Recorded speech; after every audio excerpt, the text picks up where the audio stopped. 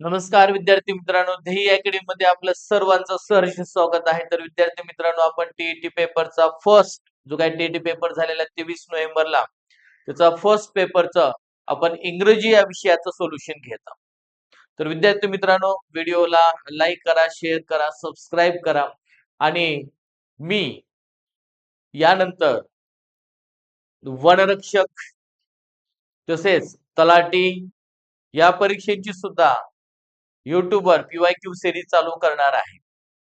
त्यामुळं जे तुमचे मित्र आहेत, नातेवाईक आहेत, जे तयारी करत आहेत, तर त्यांना ध्येय अकॅडमी या युट्यूब चॅनलची लिंक फॉरवर्ड करा. त्यांना वेगवेगळ्या विषयाचा निश्चितच फायदा होणार आहे. तसेच अपकमिंग भरपूर एक्झाम येणार आहेत. त्या परीक्षेच्या तयारीसाठी युट्यूबचा निश्चितच फायदा होईल. तसेच विद्यार्थी मित्रांनो, ध्येय अकॅडमी नावाचं आमचं युट्यूब चॅनल तर आहेच, त्यासोबत ध्येय अकॅडमी नावाचं आमचं ऍप्लिकेशन आहे. तर प्ले स्टोअर वर जाऊन तुम्ही गुगल प्ले स्टोअर वर जाऊ शकता. ज्यांच्याकडे आयफोन आहे त्यांनी ऍप स्टोअर वर जाऊ शकता आणि आमचं जे काही ऍप्लिकेशन आहे ध्येय अकॅडमी नावाचं, तर ते तुम्ही डाउनलोड करा. त्यावर तुम्हाला वेगवेगळ्या परीक्षेच्या बॅचेस दिसतील.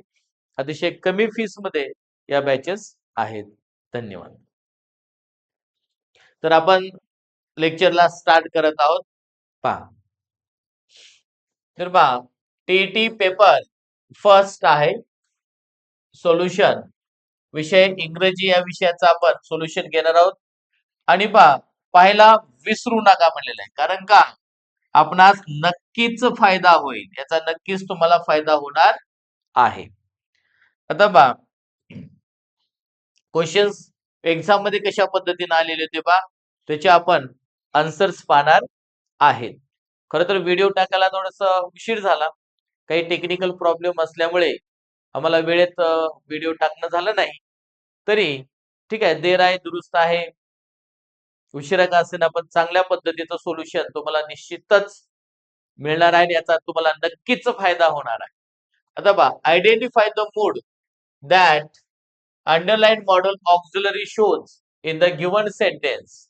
आता पहा, दिलेल्या वाक्यामध्ये जे अंडरलाइन केलेलं मॉडेल ऑक्झिलरी आहे, तर त्याचा मूड काय आहे किंवा त्याचं फंक्शन काय आहे, ओके, ते आपल्याला पाहायचं आहे. आता यामध्ये पहा, we must follow the traffic rules, म्हणजे आपण ट्रॅफिक रूल्स फॉलो केले पाहिजेत असं वाक्य आहे. बघा, म्हणजे आपण मस्ट आहे, we must follow the traffic rules, म्हणजे ट्रॅफिक रूल्स आपण फॉलो केलेच पाहिजेत अशा पद्धतीनं.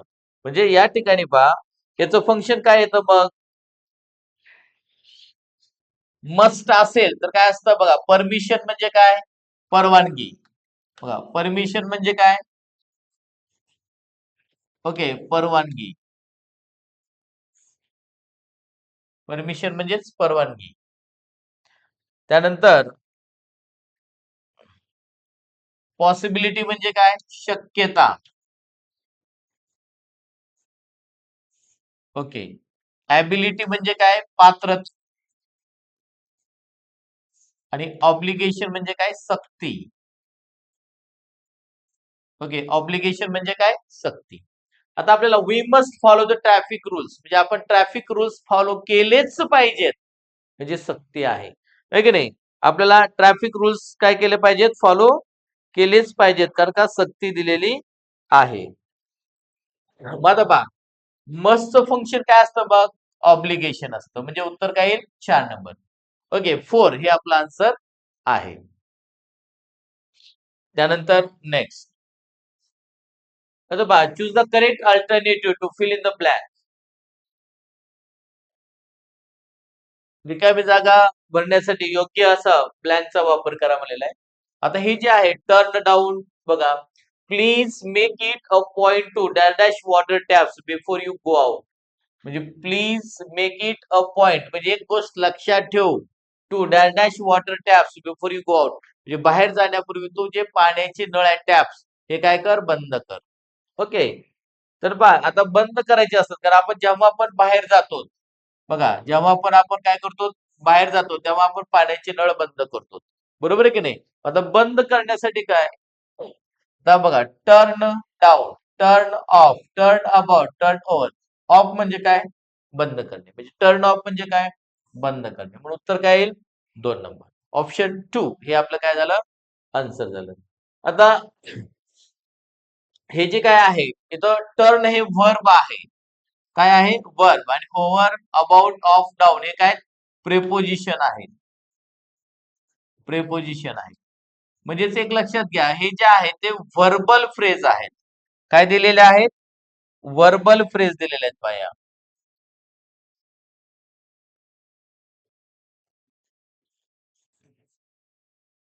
Okay, verbal 1 minute.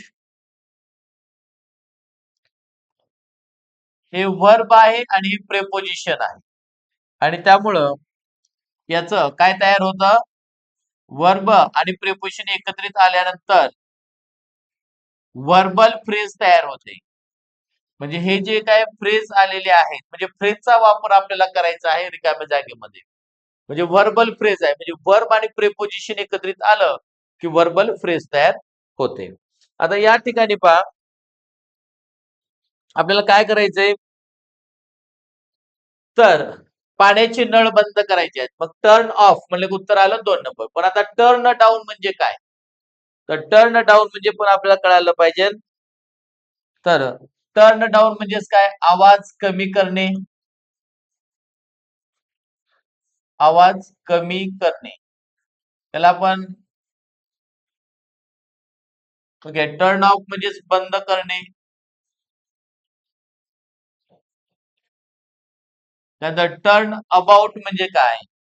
तर याचे पण अर्थ आपल्याला कळायला पाहिजेत. टर्न अबाउट म्हणजे उलट दिशेने वळणे. उलट दिशेने वळणे.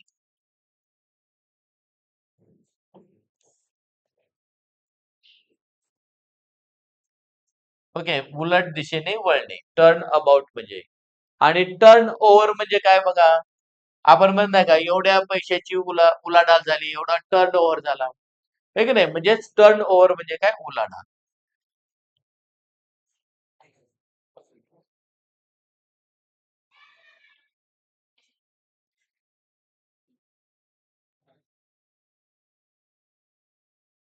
ओव्हर म्हणजेच उलाढाल. आहे की नाही? किंवा एखादं पान पलटणे याला पण आपण टर्न ओव्हर म्हणतो. तर अशा पद्धतीने ही जी काही व्हर्बल फ्रेज आहेत, तर यांचे अर्थ सुद्धा आपल्याला माहित असणं गरजेचं आहे. म्हणजे चारही ऑप्शनचा आपण अभ्यास जर केला, तर नेक्स्ट टाइम निश्चितच आपल्याला याचा फायदा होतो पुढल्या एक्झाम मध्ये. ठीक आहे, तर उत्तर काय आलं मग? Please make it a point to turn off water taps before you go out. म्हणजे हे तू लक्षात ठेवायला पाहिजे की तू बाहेर जाण्यापूर्वी पाण्याचे नळ बंद करायला पाहिजे. Next, the name the underline clause in the given sentence. बघा, क्लॉजचं नाव सांगायचं आता. You may go home Wien you finish your work. बघा, म्हणजे जेव्हा तू तुझं काम संपवशील तेव्हा तू घरी जाऊ शकतो. म्हणजे इथं वेन आलेला, आता इथं आपल्याला काय करायचंय? नेम द अंडरलाईन क्लॉज म्हणलेलं आहे. आता इथं ऍक्च्युअली अंडरलाईन कुठे केलेली आहे पहा. अंडरलाईन वेन पासून आहे. इथं थोडस टाइप रायटर कडून मिस्टेक झालेला आहे, अंडरलाईन दिलेलं नाही. पण अंडरलाईन कुठून आहे? Wien you finish your work. हा, याला अंडरलाईन. म्हणजे बघा, आता ज्या वाक्यात इथं वेन काय आहे? सब ऑर्डिनेटिंग कंजक्शन आहे. सब ऑर्डिनेटिंग कंजक्शन आहे. आणि ज्या वाक्यामध्ये कंजक्शन आलेलं असतं ते वाक्य असतं सब ऑर्डिनेट क्लॉजचं. सब ऑर्डिनेट क्लॉजचं वाक्य असतं. आणि ज्या वाक्यामध्ये कंजक्शन नसतं, आता यू मे गो होम हे वाक्य असतं मेन क्लॉज.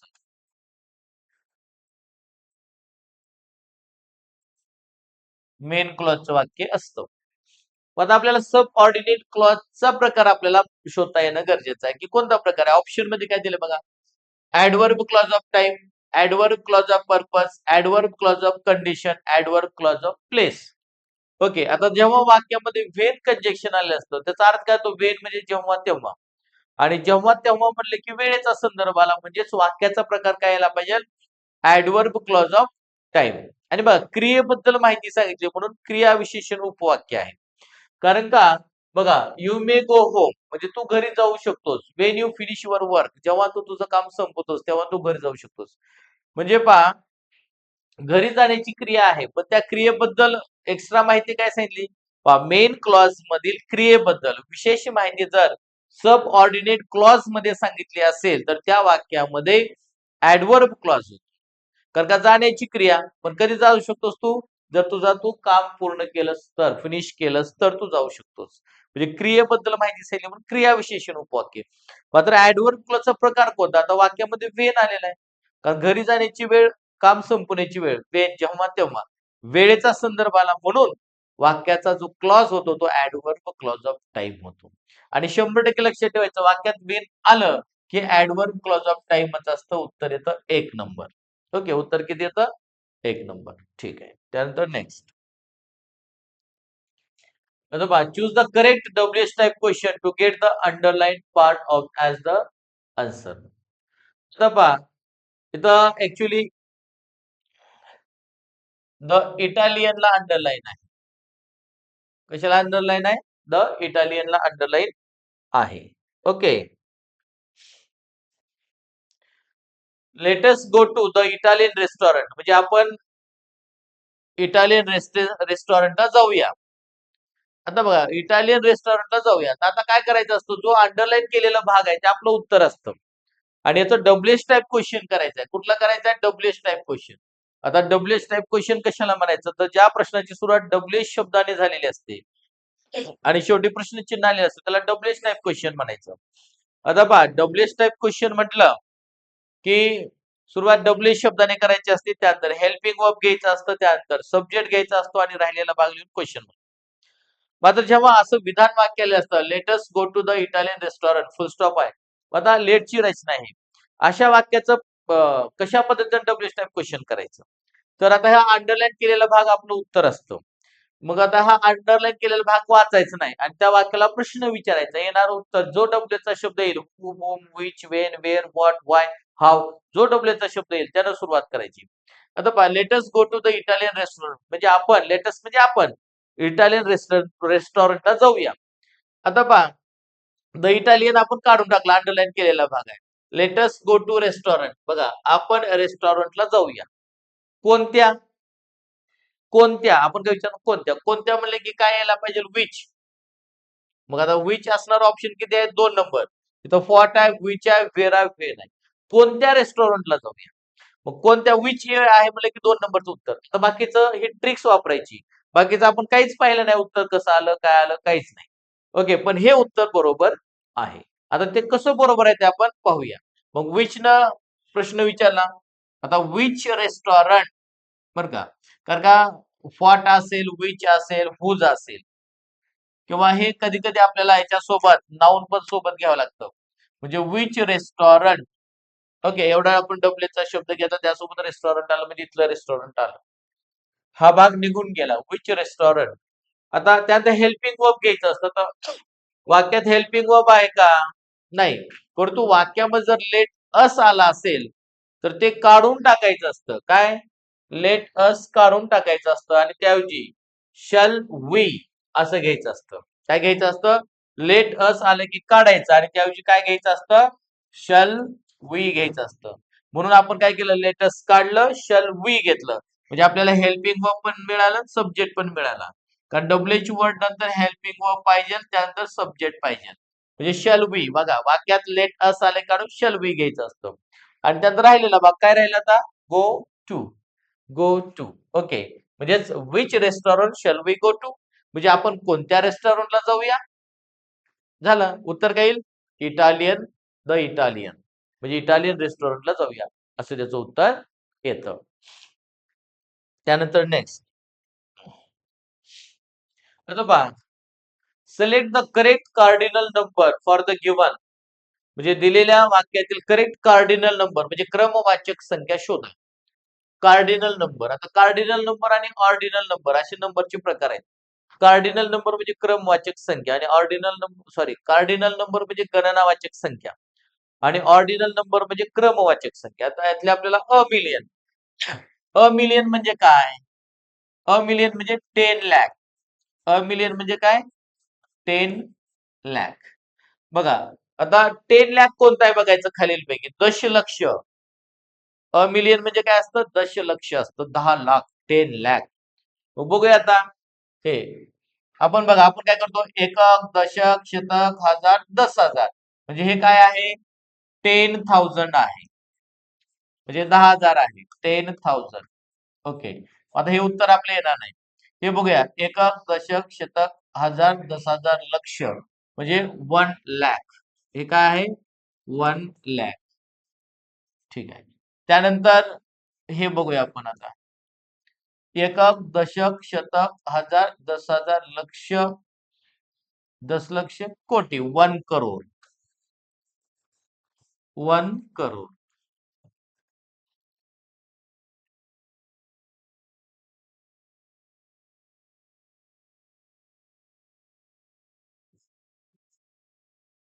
बघा 1 करोड म्हणजेच काय?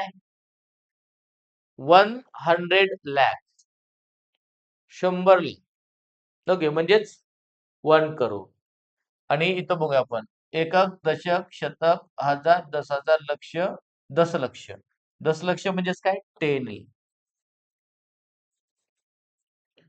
आता आपल्याला काय विचारलंय बघा? मिलियन. मिलियन म्हणजे किती? तर आपण काय सांगितलं? 10 लाख. म्हणजे दशलक्ष. 10 लाखाला मिलियन म्हटलं जातं. म्हणजे 10 लाख कुठं आहे? 4 नंबर. म्हणजे उत्तर काय आलं आपलं आता? आन्सर काय आलं? 4. 4 नंबर आपला आन्सर आहे. ओके. बघा गेल्या वेळेस हा शब्द विचारला होता. 1 करोडचा. ओके. ठीक आहे. त्यानंतर नेक्स्ट. आता पहा, choose the alternative which best expresses the meaning of the word underlined in the given sentence. आता इथं डिफेनिंग या शब्दाला अंडरलाईन केलेले आहे. तर या शब्दाचा समानार्थी काय म्हणलेलं? Which best expresses the meaning of the word underline in the given sentence. म्हणजे दिलेल्या वाक्यामध्ये ज्या शब्दाला अंडरलाईन केलेले आहे त्याचा करेक्ट अर्थाचा शब्द आपल्याला शोधायचा आहे. आता बघा, the team was greeted by deafening applause from the audience. म्हणजे बघा, द टीम वॉज ग्रीटेड म्हणजे टीमचं काय केलं? टीमला अभिवादन केलं. ग्रीटेड म्हणजे काय? अभिवादन केलं. Okay. By deafening applause from the audience. म्हणजे प्रेक्षकानं काय केलेलं आहे? डिफेनिंग म्हणजे काय? खूप मोठ्या प्रमाणामध्ये. अप्लॉज म्हणजे टाळ्यांचा कडकडाट.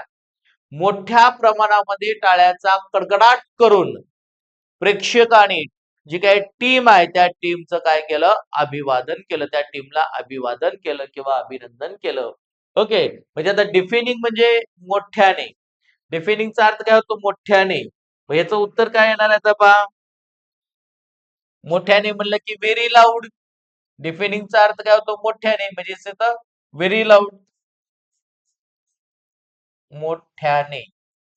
डिफेनिंगचा अर्थ काय होतो? मोठ्याने. ओके. म्हणजे व्हेरी लाऊड. आता पहा, मग आता डेंजरस म्हणजे काय? धोकादायक. याचे पण अर्थ आपल्याला माहित असले पाहिजे. डेंजरस म्हणजे काय? धोकादायक.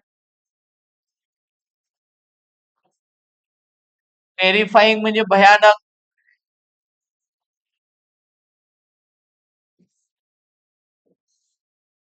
माइल्ड म्हणजे काय? सौम्य.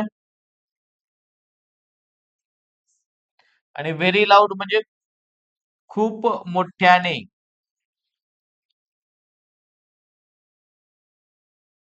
उत्तर आलं 4 नंबर. डेफिनिंग म्हणजे मोठ्याने आणि खूप मोठ्याने. तर 4 व्हेरी लाऊड, खूप मोठ्याने. म्हणजे अशा पद्धतीनं आपल्याला सर्व शब्दांचे अर्थ माहित असणं गरजेचं आहे. तरच आपल्याला त्याचं सिनोनिम्स समानार्थी शब्द आपल्याला सापडणार आहे. ओके. त्यानंतर नेक्स्ट. आता पहा, rearrange the jumbled which are labeled P, Q, R and S to form a complete meaningful sentence. आता इथं पॅरा जम्बल्ड वर दिलेलं वाक्य आहे. जंबल दिलेलं आहे आणि याचं आपल्याला काय करायचं आहे? करेक्ट सिक्वेन्स लावायची आहे असं सांगितलेलं पहा. आता 7चा आन्सर काय येतं बघा. When warm summer to the cold winter are autumn is the season आणि टेम्परेचर ग्रॅज्युअली डिक्रीज. आता बघा आपण कधी पण लक्षात ठेवायचं की पॅराजंबल म्हणलं की याचं करेक्ट करायचं म्हणलं की वाक्यामध्ये काय केलं असतं? पॅराजंबल म्हणजे जंबल केलेलं असतं. जे पूर्ण सेंटेन्स आहे त्याचे तुकडे करून काय केलं असतं, खाली वरी लिहिलेले असतात. म्हणजे तुम्हाला जंबल केलेलं असतं, म्हणजे गोंधळून टाकलेलं असतं. मग आता अशा वाक्याचं किंवा अशा प्रकारची वाक्य सोडवायची कसे, तर अगोदर सुरुवात नाऊन सुरू होणार किंवा प्रनाऊन सुरू होणारं वाक्य बघायचं कुठला पार्ट आहे. आता बघा इथं वेन म्हटलं तर काय येईल, कंजक्शन आहे. टू म्हटलं तर प्रेपोजिशन आहे. ऑटम इज आणि टेम्परेचर ग्रॅज्युअली. तर ऑटम इज याच्यामध्ये सब्जेक्ट कुठला असू शकतो ते बघायचं. म्हणजे अगोदर ऑटम सब्जेक्ट असू शकतो, नंतर वर्ब. म्हणजे आर न सुरू होणारं आपलं उत्तर असतं. आता बघूया आर न सुरू होणारे उत्तर इथं नाही, हे नाहीये. इथं इथं दोन्ही पण आहेत. आता आर न सुरू होणारे वाक्य ठीक आहे. आता ऑटम नंतर काय पाहिजे, ऑटम इज द सीझन. म्हणजे ऑटम एक अशा प्रकारचा ऋतू आहे वेन वार्म समर. बघा वेन वार्म समर, जेव्हा उन्हाळा कसा असतो, गरम व्हायला सुरू झालेलं असतं. वार्म समर टेम्परेचर ग्रॅज्युअली डिक्रीज, म्हणजे उन्हाळ्यातलं जे काय टेम्परेचर आहे ते हळूहळू कमी होतं टू द कोल्ड विंटर. आणि त्याचं रूपांतर कशामध्ये होतं, कोल्ड विंटर मध्ये होतं. म्हणजे थंड हिवाळ्यामध्ये त्याचं रूपांतर होतं. म्हणजे आता कसं पाहिजे होतं, तर अगोदर ऑटम पाहिजे, म्हणजे आर नंतर पी पाहिजे. एक नंबर इथं, दोन नंबर इथं. ओके, त्यानंतर वेन वार्म समर. वार्म समरच्या नंतर काय पाहिजे होतं आपल्याला आता, टेम्परेचर्स. म्हणजे वार्म समर उन्हाळ्याचं जे काही टेम्परेचर आहे ग्रॅज्युअली हळूहळू डिक्रीज कमी होतं. म्हणजेच बघा इथं 3 येतं आणि याला 4 येतं. 4 नंबर म्हणजे एक नंबर हे म्हणजे कसं पाहिजे, R P S Q. R P S Q कुठं आहे, R P S Q 4 number आहे. म्हणजे 4 नंबर उत्तर आलं आपलं करेक्ट. बघा autumn is the season when warm summer temperatures gradually decrease to the cold water. म्हणजे एक शरद ऋतू असा आहे की जेव्हा, बघा शरद ऋतू असा आहे की जेव्हा जो उष्ण उन्हाळा आहे त्याचं टेम्परेचर हळूहळू डिक्रीज कमी होतं, तेव्हा शरद ऋतू ऑटम ऋतू चालू होतो. ठीक आहे, म्हणजे ऑप्शन काय आलं, 4 नंबर. त्यानंतर नेक्स्ट, आता पहा, choose the alternative which is the opposite in meaning to the word underline in the given sentence. आता अपोजिट विचारलेला आपला विरुद्धार्थी शब्द. Such comparisons in poetry are useful. Useful ला अंडरलाईन आहे, तिथे टाईप करताना राहिले, आपण अंडरलाईन करून घेतली. तर पहा, सच comparisons in poetry are useful. तर अशा प्रकारची जी काय तुलना आहे कवितेमध्ये उपयोगाची आहे. आता युजफुल उपयोगी याच्या विरुद्धार्थी काय येणार आपल्याला, ऑप्शन मध्ये काय दिलंय, परमनंट, एन्सियंट, रिनोव्हेटेड आणि युजलेस. म्हणजे आता युजफुल म्हणजे उपयोगी, युजलेस म्हणजे निरुपयोगी. म्हणजे युजफुलच्या अपोजिट विरुद्धार्थी शब्द काय येणार आहे बघ, युजलेस. त्यामुळे ऑप्शन नंबर 4 हे आपलं आन्सर झालं. ओके, त्यानंतर आता पहा, परमनंट म्हणजे काय, परमनंट म्हणजे काय, आपण काय म्हणतो, परमनंट म्हणजे एकदम कायमस्वरूपी. परमनंट म्हणजे काय, कायमस्वरूपी. ओके, अँड एन्सियंट म्हणजे काय, प्राचीन. बघा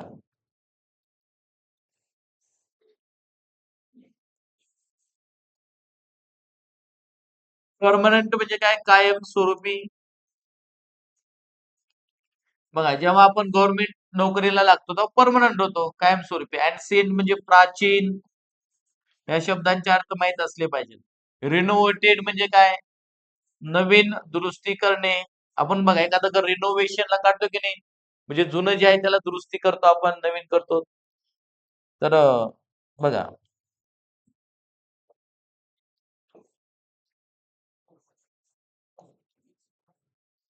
किंवा आपण त्याला नूतनीकरण असं पण म्हणू शकतो.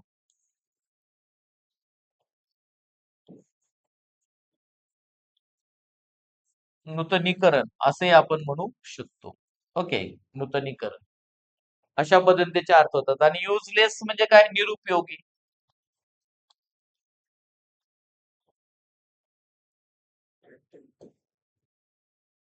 युजलेस म्हणजे काय, निरुपयोगी. तर असे आपल्याला अर्थ माहित पाहिजे. तर युजफुलचा ऑपोजिट काय झाला, useless.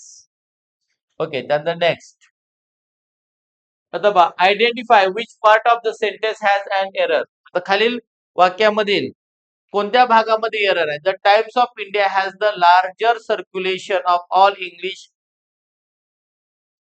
Dailies in India. The Times of India has the larger circulation of all English dailies in India.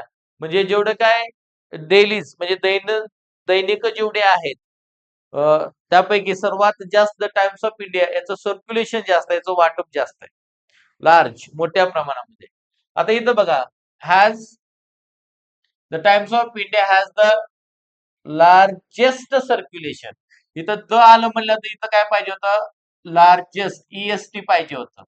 मात्र इथं लार्जर आलंय. ओके, लार्जर तिथं जरी ER आला असतं तर लार्जरच्या पुढे दॅन पाहिजे होतं. मात्र तसं आलेलं नाही. लार्जर म्हणलं की इथं चुकीचं आहे, कारण का दच्या पुढे लार्जेस्ट येत असतं, ER येत नसतं. म्हणजे the Times of India has the largest circulation of all English dailies in India, असं उत्तर करेक्ट झालं असतं. म्हणजे बी मध्ये काय आहे, एरर आहे. तिथं लार्जेस्ट ऐवजी लार्जेस्ट पाहिजे होतं, म्हणजे तिथं 2 नंबर मध्ये काय आहे, एरर आहे.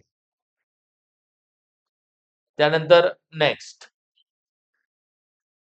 Choose the correctly spelled word. आता करेक्टली स्पेल्ड वर्ड आपल्याला शोधायचं आहे. म्हणजे याच्यामध्ये चुकीचे शब्द दिलेले आहेत, त्यामध्ये एकच करेक्ट स्पेलिंग असलेला शब्द आहे. ओके, बघूया आता कोणता आहे. करेक्टली बघा, करेक्टली स्पेल्ड म्हणलेला आहे.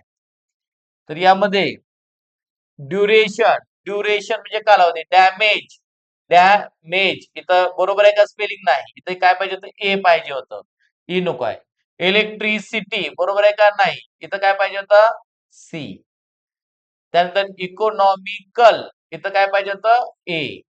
म्हणजे बघा 2, 3, 4 याच्यामध्ये स्पेलिंग एरर आहे, मात्र ड्युरेशन मध्ये स्पेलिंग एरर नाही. म्हणजेच करेक्टली स्पेल्ड वर्ड 1 नंबर आहे, ड्युरेशन. ओके, तर अशा पद्धतीनं करेक्टली स्पेलिंग साठी सुद्धा क्वेश्चन एक्झाम मध्ये विचारले जातात. आता पहा, choose the correct passive construction of the given sentence. आता दिलेल्या वाक्याचं करेक्ट पॅसिव्ह वाईज चूज करायचं आहे आपल्याला. पॅसिव्ह वाईज करायचं. मग पॅसिव्ह वाईज बघा, shapes use these machines to mix the ingredients. बघा, जे शेप्स आहेत, स्वयंपाक करणारे का नाही शेप्स आहेत, आचारी आहेत, तर हे मिक्स करण्यासाठी या इन्ग्रेडियंटचा वापर करतात, किंवा या मशीनचा इन्ग्रेडियंट्स मिक्स करण्यासाठी वापर करतात. आता या वाक्यामध्ये अगोदर बघा, आपल्याला ऍक्टिव्ह व्हायचं आहे का पॅसिव्ह व्हायचं आहे आपल्याला बघायचंय. तर आपल्याला choose the correct passive voice construction म्हणले, म्हणजे दिलेलं वाक्य ऍक्टिव्ह व्हायचं आहे. मग ऍक्टिव्ह व्हाईसचं पॅसिव्ह व्हाईस करताना बघा काय केलं. आता आपल्या जी काही डिटेल बॅच आहेत, आपल्या ऑनलाईन बॅच आहेत, स्पेशल इंग्लिश आहे, स्पेशल टीईटी आहे. ओके, ह्या सर्व बॅचेस आहेत आपल्या. तलाठी बॅच आहे, वनरक्षक बॅच आहे, महानगरपालिका, नगर परिषद, जिल्हा परिषदच्या सुद्धा बॅचेस आपल्या आहेत. ओके, आणि मग पहा, shapes use this machines to mix the ingredients. आता यामध्ये शेप्स काय आहे, सब्जेक्ट, यूज वर्ब आहे, दिस मशीन्स ऑब्जेक्ट आहे, आणि टू मिक्स द इन्ग्रेडियंट्स हे झालं कॉम्प्लिमेंट. आता बघा, वाक्याचा अर्थ काय होतो, दी शेप्स यूज दिस मशीन्स, म्हणजे शेप्स जे आहेत, आचारी जे आहेत, या मशीनचा वापर करतात टू मिक्स द इन्ग्रेडियंट्स, जे इन्ग्रेडियंट्स आहेत ते मिक्स करण्यासाठी. मग कांदा, लसूण, मसाला काय जे असेल ते एकत्रित करण्यासाठी, मिक्स करण्यासाठी शेप्स त्यांचा वापर, या मशीनचा वापर करतात. आता ऑब्जेक्ट काय पाहिजे आपलं, दीज मशीन्स हे ऑब्जेक्ट आहे. आता एक्झॅक्ट ऑब्जेक्ट आणि कॉम्प्लिमेंट कसं शोधायचंय, तर what use to mix ingredients, म्हणजे इन्ग्रेडियंट्स मिक्स करण्यासाठी कशाचा वापर करतात, उत्तर काय आलं, दीज मशीन्स, या मशीनचा वापर करतात. म्हणजे these machines, these machines, these machines हे काय झालं, आपलं ऑब्जेक्ट झालं. त्यात हेल्पिंग वर्ब घ्यायचं. आता हेल्पिंग वर्ब कसं घ्यायचं, क्रियापदाच्या काळानुसार. यूज काय आहे, V1 आहे. क्रियापदाचं पहिलं रूप असेल तर एम, इज, आर यापैकी एक सहाय्यकारी क्रियापद घ्यायचं असतं. ओके, एम इज आर पैकी एक सहाय्यकारी क्रियापद घ्यायचं असतं. मग आता याच्यामध्ये काय करायचं आपल्याला, दीज मशीन्स अनेक वचने, अनेक वचने असेल तर आपल्याला आर घ्यावा लागेल. आता आर असणारे 2 ऑप्शन आहेत. ओके, इथं हॅव घेतलं म्हणजे हे चुकीचं आहे, इथं वेअर घेतलं हे चुकीचं आहे. म्हणजे 1 नंबर आणि 4 नंबर हे तर ऑप्शन कट झाले.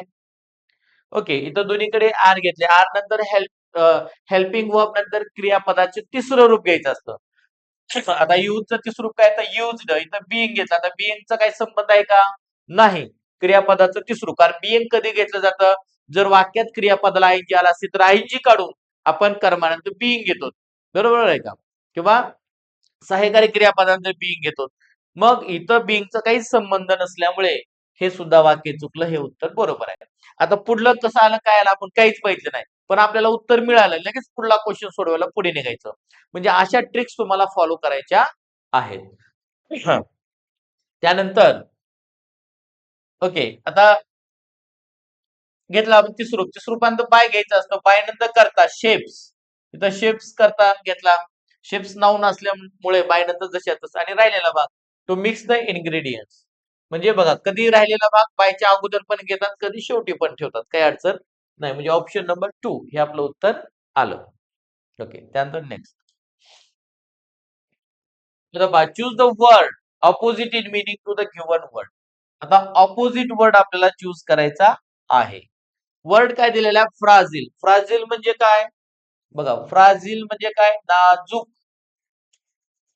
फ्राजिलचा अर्थ काय होतो? नाजूक. तर आपल्याला अपोजिट वर्ड आहे. अपोजिट वर्ड आपल्याला शोधायचा आहे. आता नाजूक म्हणले की आपल्याला काय पाहिजे? मजबूत. आता वीक म्हणले की अशक्त आलं. फ्राजिलचं सिनोनिम झालं. आणि रोबुस्ट म्हणले की मजबूत. म्हणजे उत्तर आलं बघा. जंटल म्हणजे सौम्य आणि सबड्यूड म्हणजे शांत. म्हणजे याच्यामध्ये रोबस्ट हे आपलं उत्तर आलं. रोबस्ट म्हणजे काय? मजबूत. ओके. वीक म्हणलं की अशक्त. वीकचा अर्थ काय होतो? अशक्त.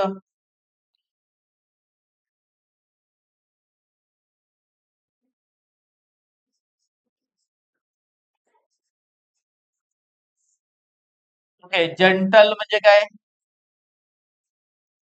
एक तर सभ्य पण होतं आणि सौम्य पण आपण म्हणू शकतो त्याला सौम्य. ओके. आणि सबड्यूड म्हणजे काय? शांत. तर अशा पद्धतीनं ऑप्शन नंबर 2 हे आपलं उत्तर आलं रोबस्ट मजबूत. कारण का फ्राजिल म्हणजे काय? नाजूक आणि रोबस्ट म्हणजे काय? मजबूत. ओके. तर अशा पद्धतीनं फ्राजिलचं जे काय अपोजिट आहे ते काय? रोबस्ट आहे. मात्र फ्राजिलचं जे सिनोनिम्स आहे त्यामध्ये आपण वीक येऊ शकतं, जंटल येऊ शकतं. ओके. हे दोन उत्तर येऊ शकतात त्याच्या सिनोनिम्स मध्ये. समानार्थी विचारलं तर ते तुम्हाला जंटल आणि वीक माहित असणं गरजेचं आहे. त्यानंतर नेक्स्ट.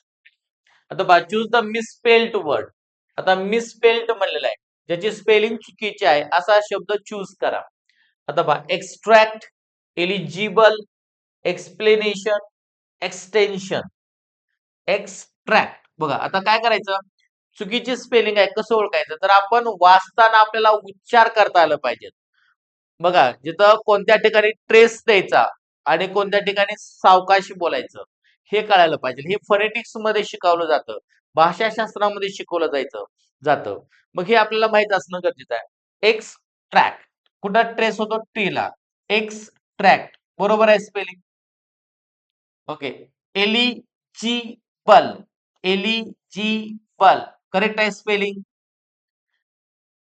एक्स बघा एक्सप्लेनेशन. एक्सप्लेनेशन इथं आयची काही गरज नाही.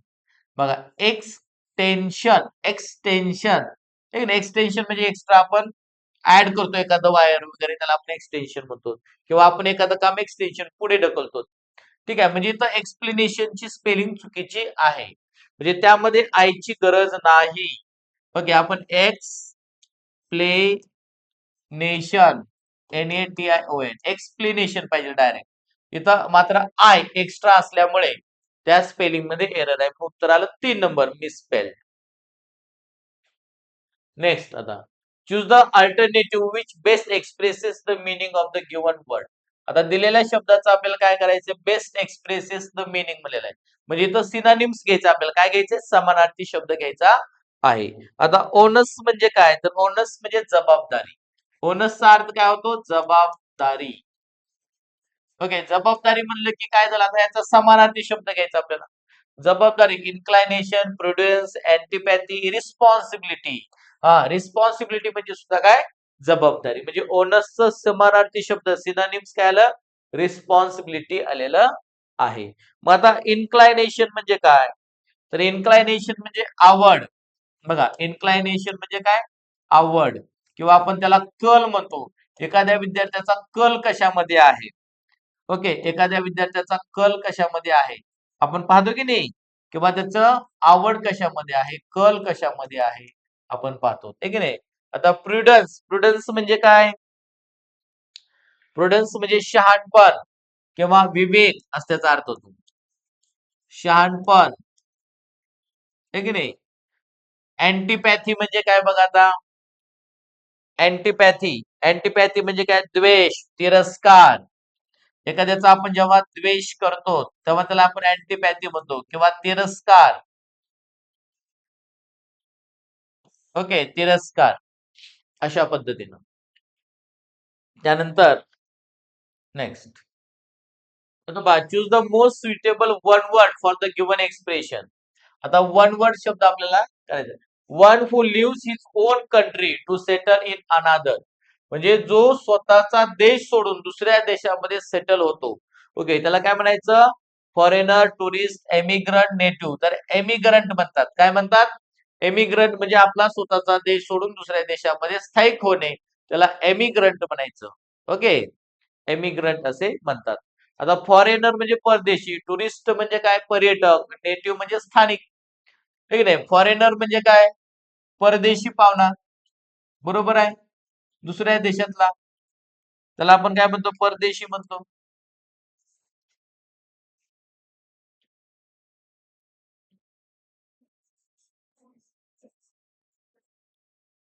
ओके, फॉरेनर म्हणजे परदेशी, टुरिस्ट म्हणजे काय? पर्यटक. ओके, एमिग्रंट म्हणजे काय? तर स्वतःचा देश सोडून दुसऱ्या देशामध्ये सेटल होणे, आहे की नाही? स्थलांतर करणे, एमिग्रंट. आणि नेटिव्ह म्हणजे काय? स्थानिक.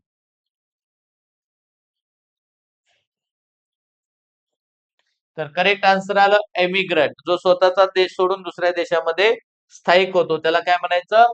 One who leaves his own country to settle in another, म्हणजे जो दुसऱ्या देशामध्ये सेटल होण्यासाठी स्वतःचा देश सोडतो त्याला काय म्हणतात? एमिग्रंट. म्हणजे आपल्या देशातून दुसऱ्या देशात गेला एमिग्रंट, दुसऱ्या देशातून आपल्या देशात आला मायग्रंट. पुढे बघा आता, choose the correct compound sentence for the given sentence. आता दिलेल्या वाक्याचं करेक्ट कंपाऊंड सेंटेन्स सांगा, संयुक्त वाक्य.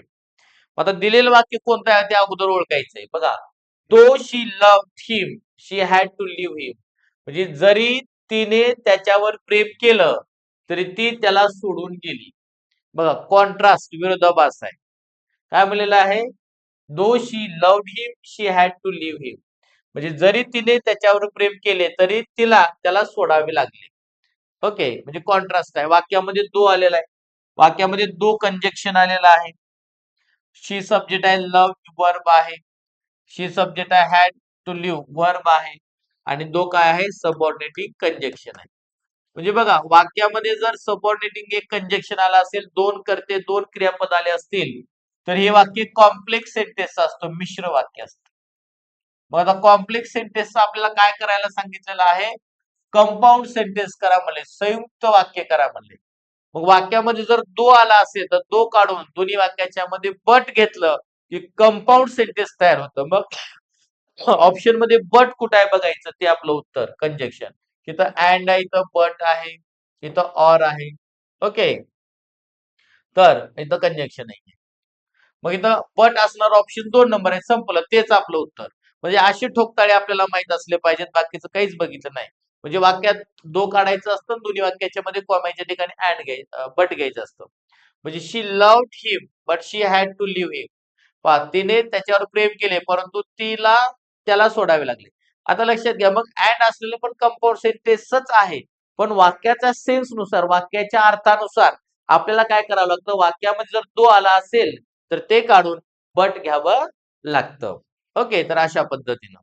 त्यानंतर नेक्स्ट, आता पहा, choose the correct indirect speech for the given sentence. आता दिलेल्या वाक्याचं करेक्ट इनडायरेक्ट स्पीच शोधा म्हणलेलं आहे. आता पहा, you cannot bath in this sea he said to me, it is very rough. म्हणजे you cannot bath in this sea, म्हणजे या समुद्रामध्ये तू आंघोळ करू शकत नाही. Bath, okay, he said to me, तो मला म्हणाला इट इज व्हेरी रफ, कारण का समुद्र खूप खवळलेला आहे. इट इज व्हेरी रफ म्हणजे समुद्र खूप खवळलेला आहे, तू त्यामध्ये आंघोळ करू शकत नाही. म्हणजे आता हे वाक्य जे आहे ते बघा, अवतरण चिन्हामध्ये वाक्याची सुरुवात यू सब्जेक्ट न झालेले आहे आणि शेवटी पूर्ण विराम आलेला आहे.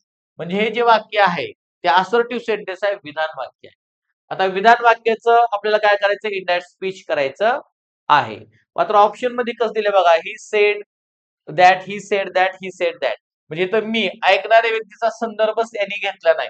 आता ऍक्च्युली तर ही टोल्ड मी असं पाहिजे होतं, पण काय केलेलं आहे त्यांनी, काय केलं, ऐकणारी व्यक्ती उडवली आणि टोल्डच्या ऐवजी सेड तसंच ठेवलेलं आहे.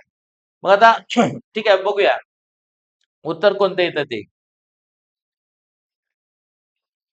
त्याचं उत्तर बघा, काय करायचं असतं, ठीक आहे, आता बोलणारी व्यक्ती कोण आहे, ही आलंय सगळीकडेच, ही आलं बघा, sed, he said, he said, आणि सेड ऐकणारी व्यक्ती इथं घेतली नाही, मग सेड तसंच ठेवलं, ही सेड. आता कंजेक्शन, कंजेक्शन कशाचा वापर केला जातो, दॅटचा, दॅटचा वापर केला. दॅट नंतर करता घ्यायचा असतो. करता कसा घ्यायचा, यू, यू कोणासाठी आला आता, यू हे ऍक्च्युली ऐकणाऱ्या व्यक्तीसाठी येत असतं, मी साठी. मग यू प्रथमा प्रथमा असेल तर ऐकणाऱ्या व्यक्तीची प्रथमा करता म्हणून घ्यायची असते. तर मीची प्रथमा आय. बघा इथं पण आले, इथं पण आहे. म्हणजे इथं 1 नंबर आणि 4 नंबर. आता हे आपलं उत्तर असणार नाही, आपल्याला 2 किंवा 3 मध्येच आपल्याला उत्तर शोधायचं आहे. ओके, मग त्यानंतर करता झाला, तर क्रियापद घ्या.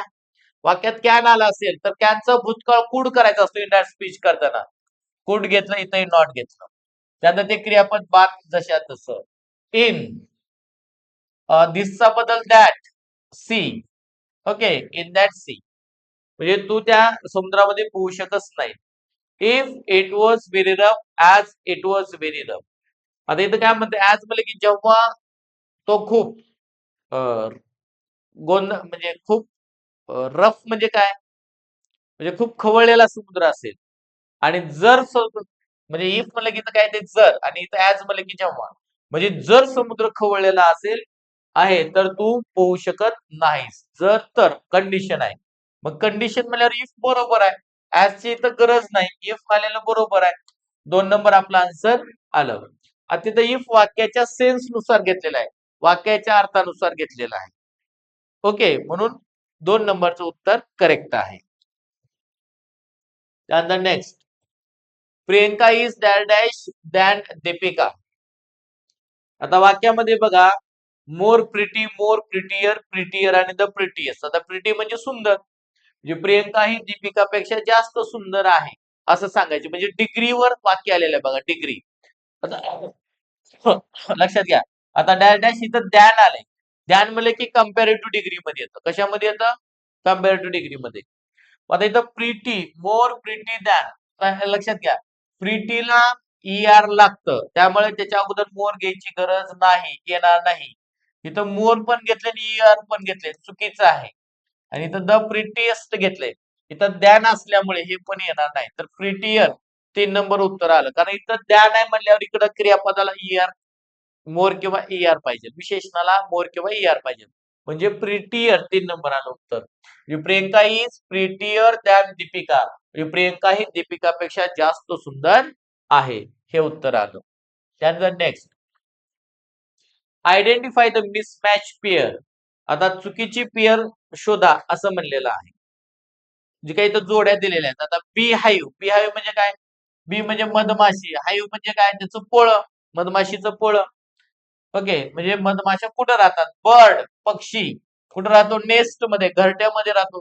जोडी बरोबर आहे. स्पायडर आहे का नाही, स्पायडर म्हणजे कोळी, वेब म्हणजे काय, जाळं, आहे की नाही, भिंतीवर स्पायडर बघा, वेब जाळं तयार करतो की नाही, आणि तिथंच राहतो, म्हणजे हे पण बरोबर आहे.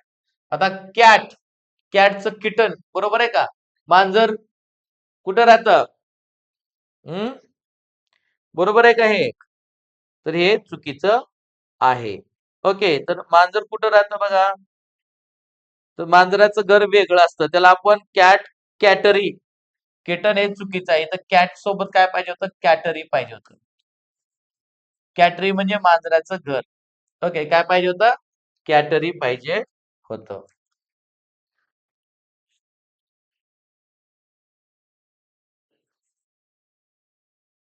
ओके, म्हणजे कॅटची जोडी कॅटरी येते. तर मिस मॅच्ड आपल्याला विचारलं तर मिस मॅच्ड कुठला आहे? 4 नंबर. त्यानंतर next.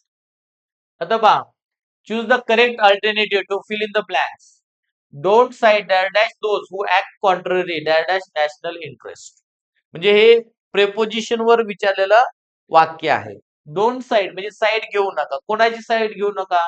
With those who act contrary.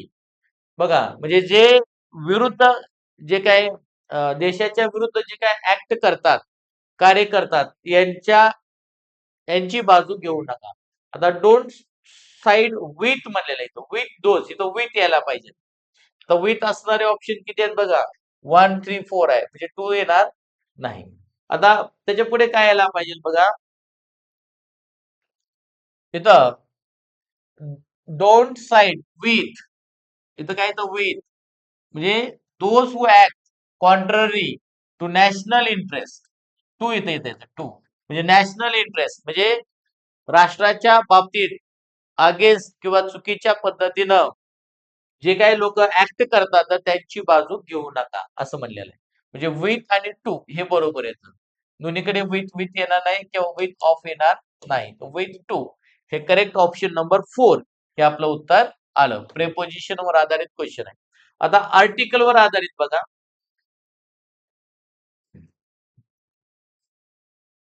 हे बेस्ट आहे. आता बघा, dash dash best Wien corrupted become dash dash वर्स. म्हणजे बघा, जेव्हा चांगली लोक करप्शन करतात तेव्हा ते सगळ्यात वाईट होतात. जेव्हा सगळ्यात चांगली लोक करप्टेड असतात, भ्रष्टाचार करतात, तेव्हा ते सगळ्यात वाईट होतात. आता इथं बेस्ट, बेस्ट म्हणजे कुठल्या डिग्रीतलं विशेषण आहे बघा, गुड, बेटर, बेस्ट. बेस्ट म्हणले की सुपरलेटिव्ह डिग्री. आणि वर्स्ट बघा, म्हणजे बॅड, बॅड म्हणले की पॉझिटिव्ह, वर्स म्हणले की कम्पॅरेटिव्ह, आणि वर्स्ट म्हणले की सुपरलेटिव्ह. आता सुपरलेटिव्ह डिग्री मधलं विशेषण आलेलं आहे. जर सुपरलेटिव्ह डिग्रीतलं विशेषण असेल तर दोन्ही विशेषणाच्या अगोदर द आर्टिकल वापरलं जातं. म्हणजे इथं 1 नंबर उत्तर येतं, द बेस्ट, द बेस्ट आणि द वर्स्ट. आता हे बेस्ट काय आहे? ऍडजेक्टिव्ह आहे. वर्स्ट काय आहे? ऍडजेक्टिव्ह आहे. आणि बघा, जेव्हा विशेषणाच्या अगोदर द आर्टिकल आलेलं असतं तेव्हा त्याचा अर्थ अनेक लोक होतो. आता द बेस्ट म्हणजे काय? द बेस्ट म्हणजे काय? Good people. Okay, good people म्हणजे चांगले लोक. आणि द वर्स्ट, विशेषणाच्या अगोदर द आलं, द वर्स्ट म्हणजे काय? बॅड पीपल, म्हणजे वाईट लोक, सगळ्यात जास्त वाईट लोक, असं त्याचा अर्थ होतो. म्हणजे अनेक लोक, विशेषणाच्या अगोदर द आर्टिकल आलं की त्याचा अर्थ अनेक लोक असा होतो. त्यानंतर 22 बघा, identify the tense of the given sentence. दिलेल्या वाक्याचे काळ ओळखा म्हणलेलं आहे. And ancient Greek. आता काळ ओळखताना काय करायचं असतं? सब्जेक्ट वर्ब ऑब्जेक्ट शोधा. द एन्शियंट ग्रीक स्लेव्ह म्हणजे प्राचीन ग्रीक भाषेत, ग्रीक देशातील जे काय ग्रीक स्लेव्ह आहेत, गुलाम आहेत, was worth his own weight in salt. त्याची किंमत फक्त त्याच्या वजनाच्या इतकं मीठ, मिठा एवढी त्याची फक्त किंमत होती त्या गुलामाची. म्हणजे त्या गुलामाचं वजन किती आहे तेवढ्या वजनाचं मीठ, तेवढंच त्याचं व्हॅल्यू असायचं. आता वज आले, वज म्हणलं की क्रियापदाचं दुसरं. वज एकटंच आलं ना. वज जर एकटंच आलं असेल तर ते मेन वर्ब म्हणून काम करतं, आणि मेन वर्ब म्हणजे ते क्रियापदाचं दुसरं रूप असतं. मग कर्त्यांना क्रियापदाचं दुसरं रूप असेल तर वाक्याचा काळ सिंपल पास्ट टेन्स असतो, साधा भूतकाळ असतो. म्हणून उत्तर आलं 2 नंबर, सिंपल पास्ट टेन्स. त्यानंतर नेक्स्ट. आता पहा, choose the correct alternative to fill in the blank.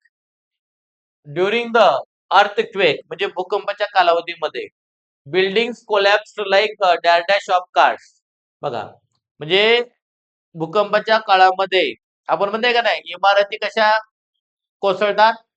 तर एखाद्या पत्त्यासारख्या कोसळतात, हे की नाही?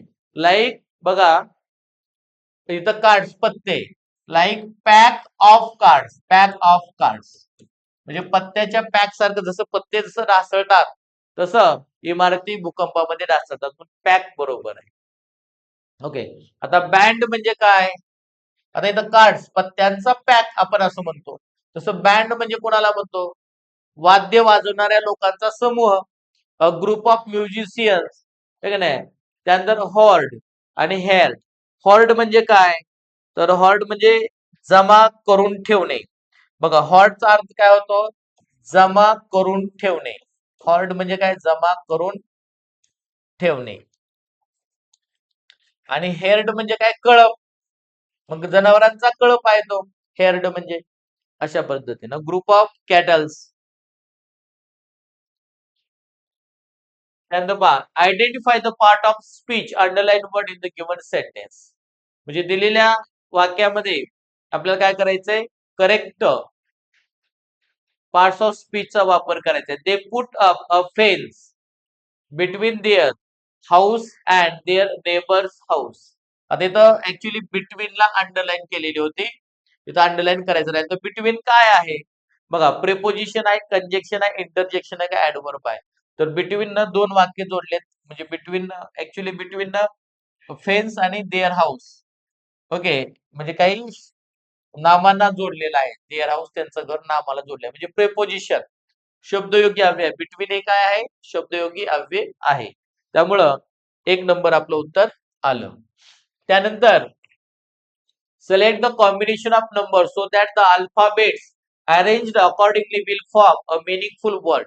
आता इथं अल्फाबेट्स काय केले, जंबल करून दिलेले, त्यांना करेक्ट अरेंज करा आणि एक मिनिंगफुल शब्द तयार करा. आता इथं काय दिलेलं आहे बघा, PREYARP,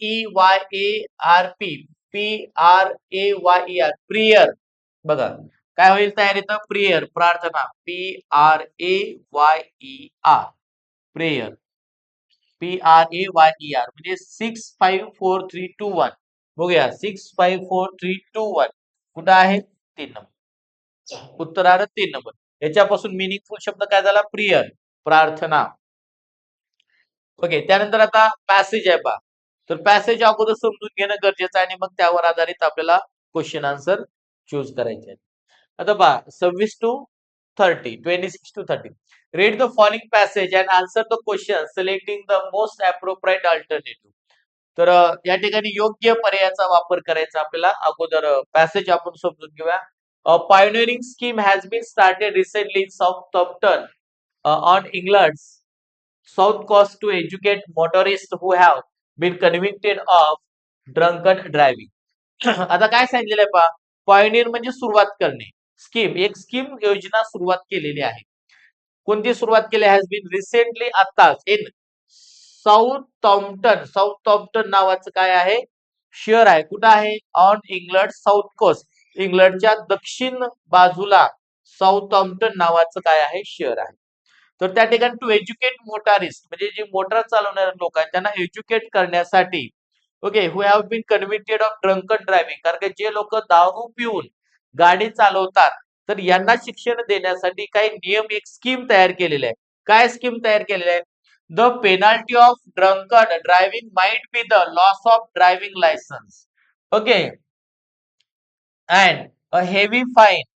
ओके, मतलब का अगोदर काय केलं जायचं, तर जेव्हा एखादा दारू पिऊन जर गाडी चालवत असेल तर त्याचं एकतर ड्रायव्हिंग लायसन रद्द केलं जायचं आणि किंवा हेवी फाईन म्हणजे मोठा असा दंड सुद्धा आकारला जात असे. But under the new scheme, आता नवीन स्कीम काय सांगितलेली आहे, कन्व्हिक्टेड ड्रायव्हर्स म्हणजे ज्या ड्रायव्हर्सची चूक झालेली आहे, do not pay the fine, तर त्याला फाईन द्यायचा नाही, दंड द्यायचा नाही. मग काय करायचं, instead they have to attend 8 training sessions once a week, म्हणजे आठवड्यातून त्याला काय करायचंय, 8 ट्रेनिंग सेशन्सला अटेंड राहायचं आहे. म्हणजे 8 ट्रेनिंग सेशनला त्यांना थांबायचं आहे, की गाडी कशी चालवावी ह्याचे सेशन्स असतील. Organised by the local authority probation service, म्हणजे जे तिथले लोकल अथॉरिटी आहेत आरटीओ ऑफिसचे, तर त्यांनी जे काय आयोजित केलेलं आहे तर त्या 8 सेशनला हजर राहायचे.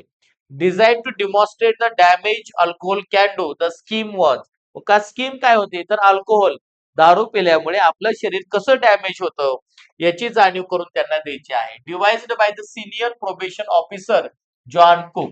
जॉन कुक नावाचा जो सिनियर ऑफिसर आहे आरटीओ ऑफिस मधला, तर त्यानं हे लोकांना त्या सेशन मध्ये सांगणार आहे की दारूमुळं, अल्कोहोलमुळं की आपलं आरोग्य कसं बर्बाद होतं. He said about a quarter of the people who came to him had a drink problem. आता जवळपास जेवढे काही लोक आहेत त्याच्या क्वार्टर जे काही लोक आहेत ते प्रत्येकानं त्यांना ड्रिंकचा प्रॉब्लेम आहे म्हणून सांगितलेलं आहे, but had not realise the how much they were drinking. मात्र ते किती पितात दारू हे मात्र ते सांगू शकलेले नाहीत. बघा, one way of getting the message across was to make the driver pour out their usual ration of alcohol and then measure it. आणि मग पहा, जे काही ड्रायव्हर लोकांना जे काही अल्कोहोलचं जे काही राशन दिलं जातं म्हणजे त्यांना परमिशन जेवढी काही दारू प्यायची तर ते बंद केले जाते. Okay. Almost everyone pours out not a single measure but a double at least. An example of how easy it is to have more than just one drink and to encourage other people to do the same. आणि मग पहा, त्या लोकांना काय केलं जातं, त्यांनी जे काही दारू पित आहेत त्यांचं जे काही दारू घेण्याचा कोटा आहे तो बंद केला जातो आणि मग त्यामुळं ड्रायव्हिंग मध्ये निश्चितच सुधारणा होते. The instructors on the course are giving clinical evidence of the effects of alcohol on the body and brain. आणि क्लिनिकली त्यांनी प्रूफ केलेलं आहे की दारूचा म्हणजे अतिरेक झाला तर शरीरावर आणि ब्रेनवर कसा त्याचा परिणाम होतो हे सांगितलेलं आहे. बघा, बॉडी अँड ब्रेन म्हणलेलं आहे. The sober truth is that drinking badly affects driving skills. दुसरी गोष्ट म्हणजे जास्त दारू पिल्यामुळे जे आपले ड्रायव्हिंग स्किल आहे याच्यावर सुद्धा परिणाम होतो. Although the drinker might like to believe otherwise. तर जे ड्रिंकर आहे त्यांनी यावर विश्वास ठेवला पाहिजे, नाहीतर मग शेवटी त्यांची मर्जी आहे. आता बघा, याच्यावर आधारित आपल्याला क्वेश्चन्स दिलेले आहेत.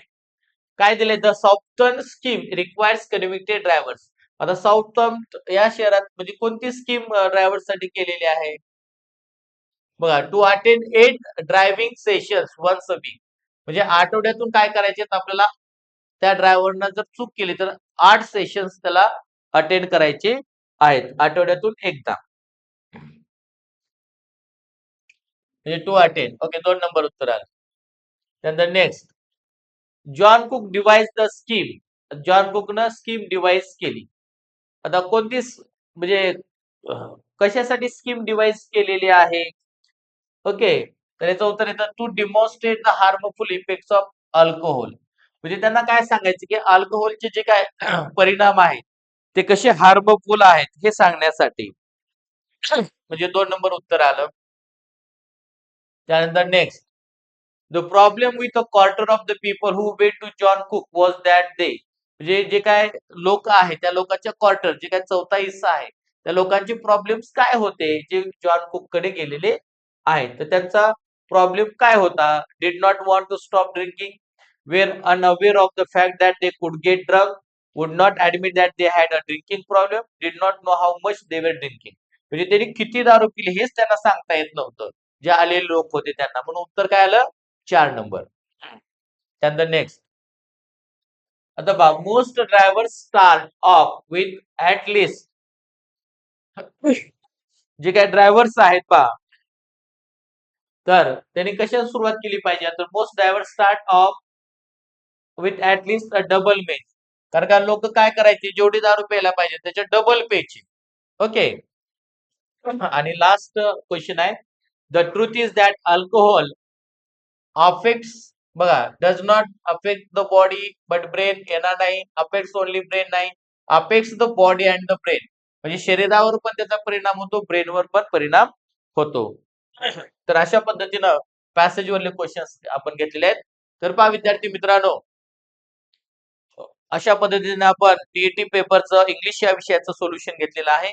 आणि सर्वांना विनंती आहे की आपलं हे चॅनल सबस्क्राईब करा, आपल्या गरजू मित्रापर्यंत हे पोहोचवा. ओके, या चॅनलला लाईक करा, सबस्क्राईब करा, शेअर करा. असेच नवीन नवीन व्हिडिओ पाहण्यासाठी तुम्हाला याचा फायदा होणार आहे. आम्ही निश्चितच पुढे वनरक्षक असेल, तलाठी असेल याचे सुद्धा PYQ सिरीज घेऊन येणार आहे. त्यामुळे याचा निश्चितच पुढील परीक्षेसाठी तुम्हाला फायदा होण्यासाठी हे चॅनल सबस्क्राईब करा. तसेच ध्येय अकॅडमीचं जे आपलं ऍप्लिकेशन आहे ते प्ले स्टोअर वर जाऊन डाउनलोड करा. धन्यवाद.